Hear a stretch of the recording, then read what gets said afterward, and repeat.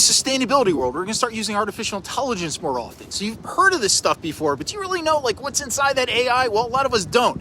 It's basically when computers can do things that humans normally can do, like understanding language, recognizing faces, logging into your phone. One of the most important things about making artificial intelligence work is having a ton of data.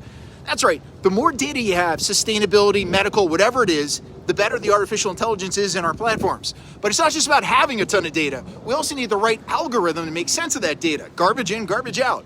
Think about this. Imagine you want to make a computer model of a language like English. You might think you need the smartest algorithm you can find, but actually if you have a lot of data, like 1 billion words, any algorithm is going to start to work really well. But even if you have a lot of data, you still need the algorithm to make it useful. It's like a puzzle. We have to put all of the pieces. We have all of the pieces, but you got to know how to put the puzzle together. And it's not just about having that data and having an algorithm. You've got to do something called data analysis. This is just like a series of steps you have to make. You got to go through all this stuff to make sure that the data works correctly with the algorithm that we're using. There's no shortcuts here. We've got to do the work. And even though artificial intelligence, it's intelligent automation, that means it can do things on its own.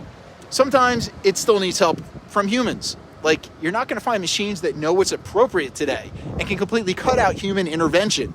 That's why ChatGPT is changing a lot. But we're getting closer and closer to that future with stuff like expert systems and machine learning and deep learning.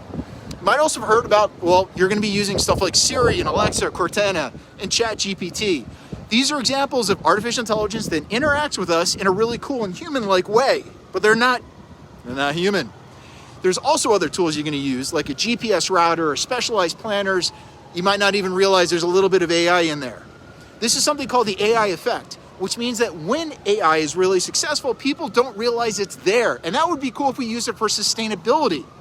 And finally, let me explain like what an algorithm is. It's just a procedure. It's a series of operations, usually dealt with by a computer that's going to guarantee to find the correct solution for a problem in a limited amount of time, or tell you there ain't no solution. Even though people have solved algorithms manually for thousands of years, doing so takes a lot of time and requires a ton of computations. Algorithms are all about finding solutions, and the faster and the easier, the better it is for all of us.